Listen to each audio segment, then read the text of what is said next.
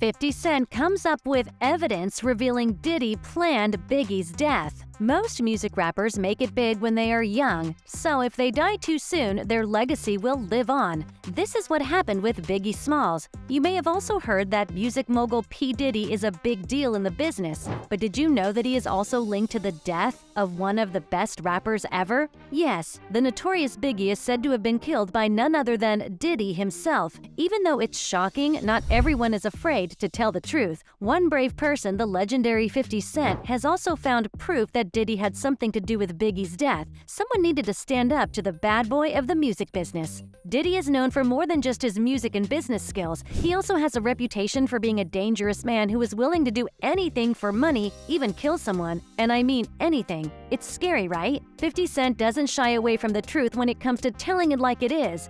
In his diss track, he is the only rapper with the guts to call out Diddy's shady business practices. He doesn't come out and say that Diddy killed Biggie, but he doesn't mind saying that Diddy made a lot of money from Biggie's death. 50 Cent is not the type of person to turn away from the truth. He's the only rapper willing to talk about the bad things that Diddy has done. He even wrote about it in his diss track, making it clear that Diddy knew who killed Biggie. Maybe he doesn't want to say that Diddy killed Biggie, but 50 Cent knows, just like everyone else, how much Diddy made off Biggie's death. Uncle Ron, who used to be Diddy's bodyguard, has come forward with some of his own damaging claims. He said that Diddy was the one who killed Biggie. Uncle Ron is not just making accusations without any proof, he's an expert on the subject. Diddy asked him to do the deed, but he said no. Unfortunately, someone else accepted the offer, and Biggie paid the ultimate price. He said that he was told to get rid of Biggie and that he would be offered $30,000 to do a hit on Biggie Smalls on March 1, 1997. He keeps on saying that Diddy asked him to do a hit on one of his orders.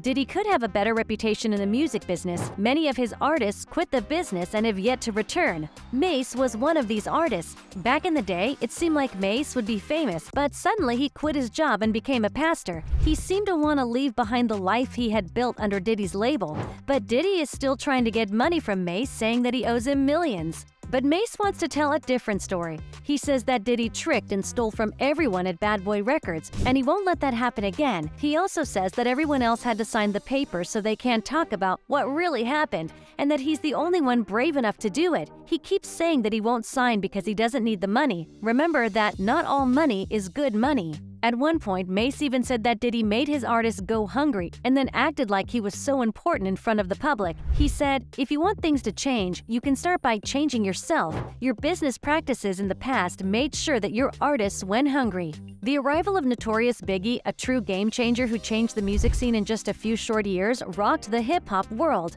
Diddy, a close friend and ally, was always by his side. Together they were known as the most potent duo. Biggie believed that Diddy would give him the best opportunities and make the best decisions for his career, so he joined Bad Boy Records as soon as it opened. Nothing could have come between them at the time, but looking back, it's clear that Diddy never gave Biggie his fair share. He stole from him and took the fame and money that rightfully belonged to him. Even so, Biggie had complete faith in Diddy and did whatever he said. Biggie's mother, on the other hand, spoke out against his contract with Bad Boy Records and their partnership, making it clear that she didn't like it. She said that the truth is that Christopher paid about $25,000 to have the illusion of a friend and guide. Back then, it was a lot of money for Christopher. As a 19-year-old, he had never seen so many things all at once. It convinced her son that Puffy would do anything for him. It was enough to buy love and loyalty out of the blue. Biggie just wasn't a way for Diddy to make money. He thought he was a friend and a brother. Biggie didn't realize how stupid it was to trust Diddy with his money until a long time later. He had been getting ripped off by Diddy for years.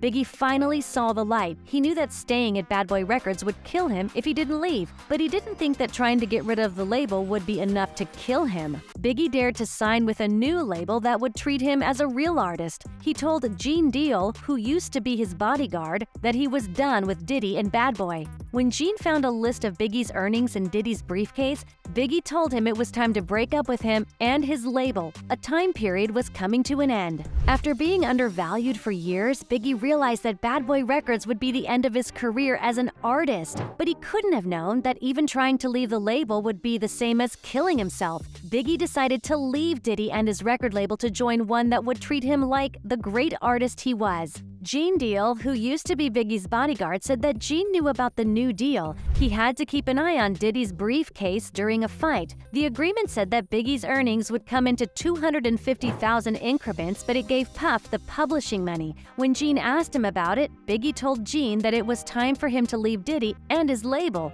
Diddy must have known that Biggie was planning to leave him, so he made one last sacrifice. He killed Biggie, his former friend and the first person who trusted him with his record label. When Biggie was first starting out and needed money, Diddy bought Biggie's publishing rights by killing him before he could leave the label. This meant that Diddy was able to keep all the music catalogs. By doing this, he made sure that all of the money made from Biggie's music went straight into his own pocket. Even Diddy's daughter tweeted, "Puff doesn't care about my family." People who knew Biggie better have always thought that Diddy was way more responsible for Biggie's ultimate death than he let on. Even if he wasn't the one who gave the order, he was the one who got the most out of it. Before Biggie died, he and Lil' Kim were close friends. He had an affair with Kim while he was still married to Faith Evans. At one point, Kim was even pregnant with his child. Kim seems to think that Diddy played a big part in the death of her lover. Some people think Diddy and what he does have something to do with the Illuminati. After all, it would be hard for one person to get rid of a big artist like Biggie Smalls. But if Diddy is really part of the Illuminati and killed Biggie, people like Lil' Kim have even more reason to be careful. Even Kanye West implied that Diddy killed someone and said that Diddy had done unbelievable things while under the influence of the Illuminati. Could he possibly be alluding to his murder as Biggie's passing? Some believe that Diddy's greed affected others than Biggie. Before him, Tupac experienced a similar fate. One guy posted these ideas on Twitter. According to rumors, Diddy orchestrated Biggie's demise as punishment for Biggie's attempt to leave Bad Boy for a deal worth more than $60 million. According to rumors, Diddy is said to have paid a Crip gang member $1 million to arrange the murder of Tupac. Another admirer discussed how Bad Boy Records prospered following Biggie's passing. Diddy only needed Biggie's passing to fully appease his hunger. The passing of Biggie affected Bad Boy and beyond. Theoretically, even though Bad Boy was already on fire when Biggie passed away, the fire increased significantly. No Way Out sold 7 million copies. Biggie's album became a diamond, and the rest is history. With Biggie's passing, the record company succeeded. Some people think Biggie was aware of his impending demise. They contend that Diddy's greed was evident to everyone and that Biggie knew attempting to elude him would result in his death.